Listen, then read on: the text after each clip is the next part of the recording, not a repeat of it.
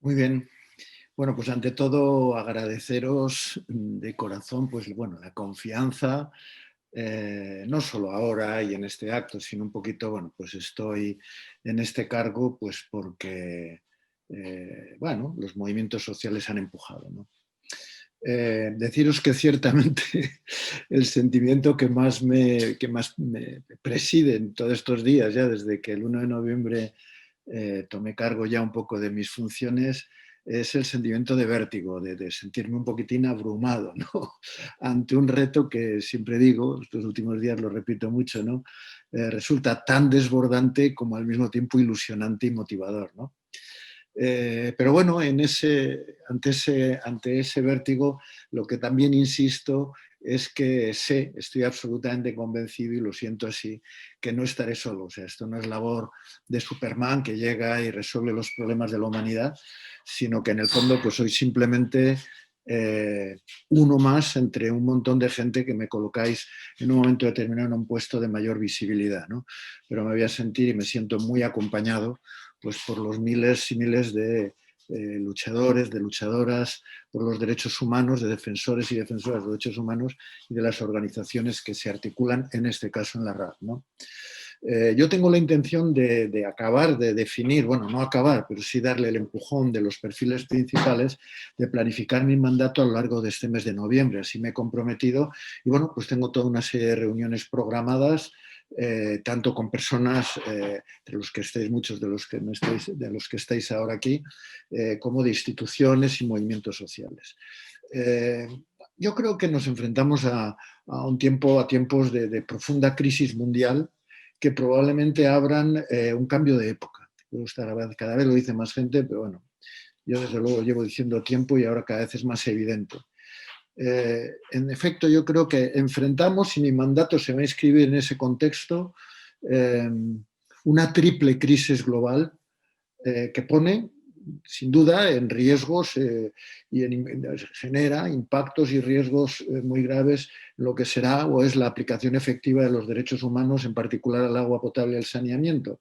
La crisis del cambio climático, la crisis climática, la crisis de salud pública derivada en este caso de la COVID-19 y la crisis de gobernanza democrática bajo la presión de la lógica de mercado y de financiarización, en este caso de servicios públicos como los de agua y saneamiento vinculados nada más y nada menos que a la gestión y a la garantía de los derechos humanos, ¿no? Que es el tema que ha abordado Leo Heller en este último informe, que me parece muy importante, en efecto, ¿no? En este contexto, yo creo que este cambio de época que se avecina requiere, entre otras muchas cosas, fortalecer la aplicación efectiva de los derechos humanos en el contexto global, ¿no?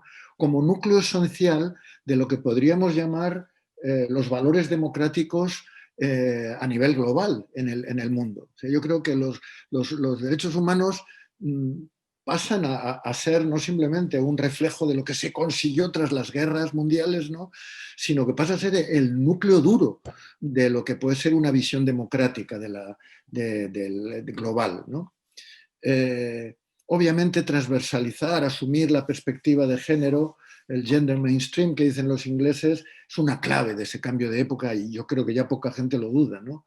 Pero yo creo que también hay una labor fundamental en la que a mí me tocará un trocito, junto a todos vosotros y vosotras, que es empoderar a los más vulnerables en esa visión, digamos, de cómo avanzamos a una visión de valores democráticos, cómo empoderamos a los más vulnerables, en este caso, como defensores y defensoras de los derechos humanos, ¿no? En una línea que yo creo que debe también ser una de las claves que fortalezca Naciones Unidas en la perspectiva de ese reto democrático a nivel global, ¿no?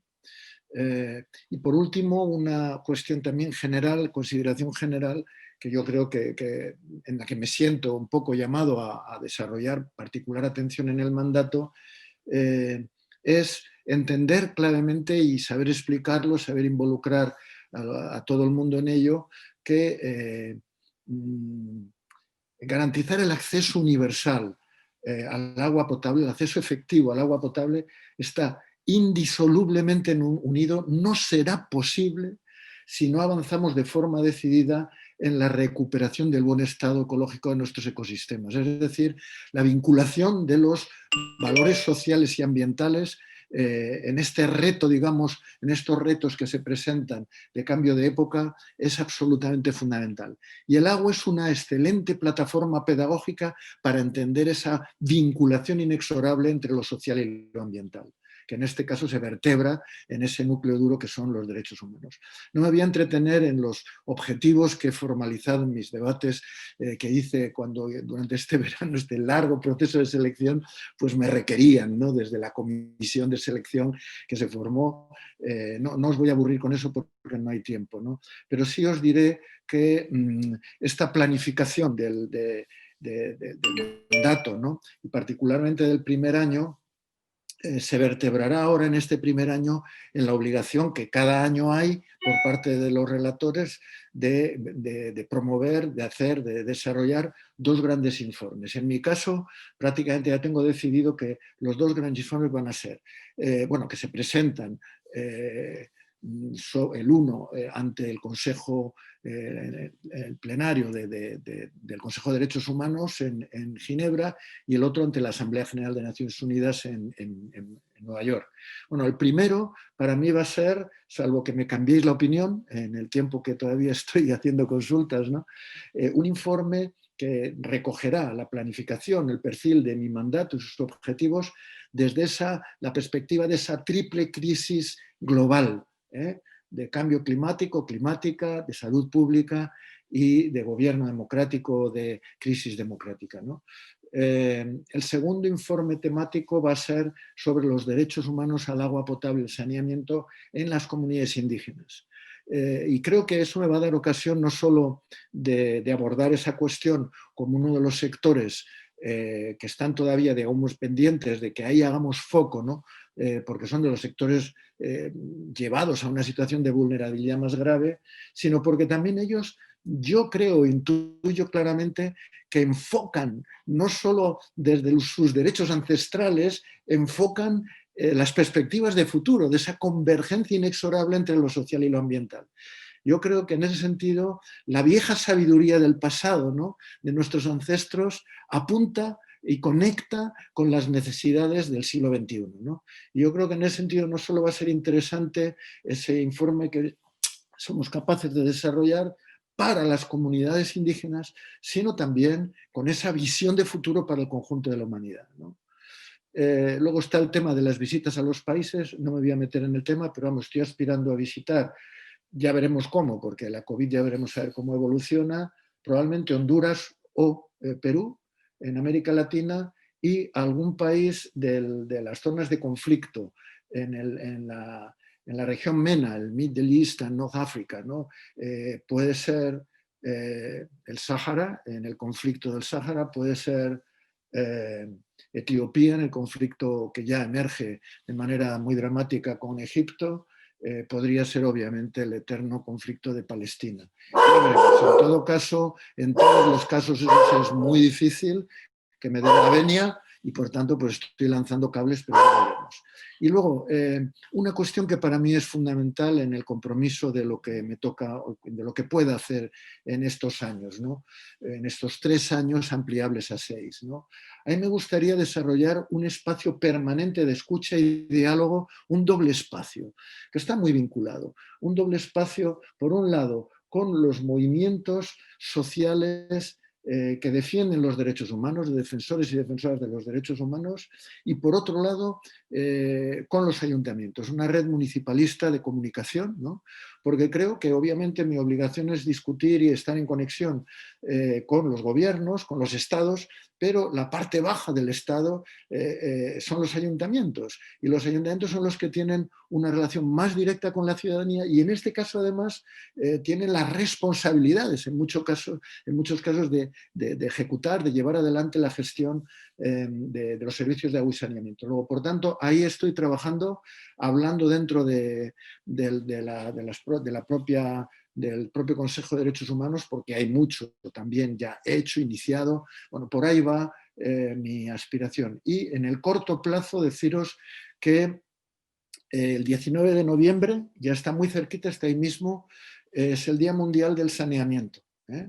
Entonces voy a lanzar mi primera iniciativa, un llamamiento que recoge ya uno que hizo Leo a principio de la pandemia y que él ya en aquel momento llamaba justamente a que se levantara ese escudo social, que en España en particular se levantó, en otros países también y en otros no, haciendo más enfático el llamamiento a que no se produjeran cortes de agua en este momento particularmente de pandemia, por lo que se ha explicado, no voy a insistir, ¿no? En esta situación de pandemia el agua es casi el elemento, la higiene y por lo tanto la disponibilidad de agua es casi pues, la única o de las pocas elementos que podríamos decir vacunas, prevención de la extensión de la infección, ¿no?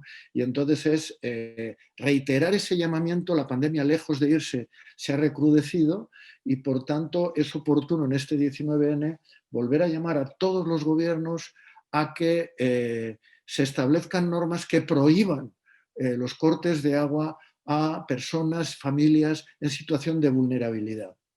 Ese llamamiento va a los gobiernos, pero voy a hacer todo lo posible para que ese llamamiento llegue también a las autoridades estatales, en los casos de los países federales o autonómicos en España, y ayuntamientos, ¿no? Por lo que he dicho ya, ¿no?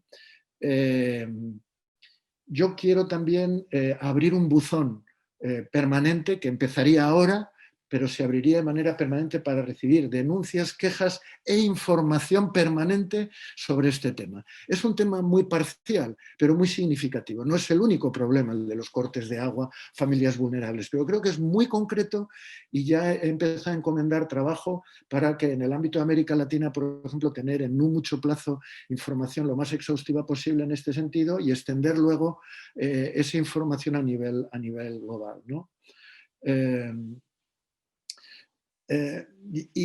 Respecto al informe que habéis presentado, que se ha presentado aquí, de Leo, decir que, bueno, yo me he mantenido un poquitín así como en un segundo plano, porque él abría brecha, ¿no? Pero bueno, sabéis perfectamente lo que pienso sobre el valor enorme de este informe. Yo creo que me valdrá la pena arbitrar toda una dinámica muy vinculada a la participación, que vendría a ser una línea de intervención en este tema de profundización de lo que ya Leo plantea, en lo que podría ser avanzar en la democracia hídrica, ¿no? A través de la participación, la transparencia, que de nuevo me van a poder decir que desde el privado también se puede hacer. Bueno, hagámoslo, a ver cómo, ¿no? Cómo lanzamos eso. Bien, el día 1, 2 y 3 ya estáis llamados.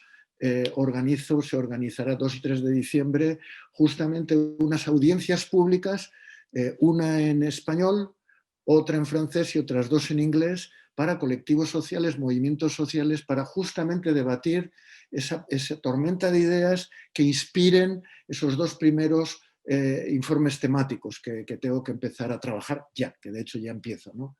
Y por lo demás, nada, pues sabéis que estoy a vuestra disposición. Gracias por vuestro empuje y menudo marrón que me habéis metido, pero es una maravilla.